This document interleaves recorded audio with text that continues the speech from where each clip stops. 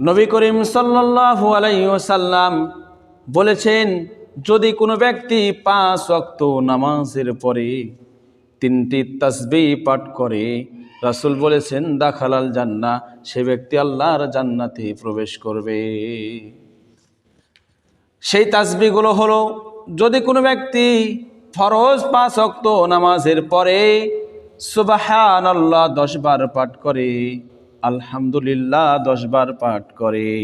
আল্লাহু আকবার 10 বার পাঠ করে, নবী করিম সাল্লাল্লাহু আলাইহি সাল্লাম বলছেন, এর পাশাপাশি যদি সেই ব্যক্তি রাত্রিবেলায় 100 বার সুবহানাল্লাহ, আলহামদুলিল্লাহ, আল্লাহু আকবার এই তাসবিহগুলো পাঠ করে, রাসূল সাল্লাল্লাহু আলাইহি সাল্লাম বলেছেন দাখালাল জান্নাহ, সেই ব্যক্তি জান্নাতে প্রবেশ করবে। রাসূল সাল্লাল্লাহু আলাইহি সাল্লামের হাদিসের শেষ অংশে বলেছেন, যদি কোনো ব্যক্তি এই ছোট্ট একটি আমল শোনার পরেও অনেক মানুষ এই আমল থেকে বখিলতা করবে, কৃপণতা করবে, এই আমল থেকে অনেক উম্মতে মুহাম্মাদি বঞ্চিত হয়ে যাবে।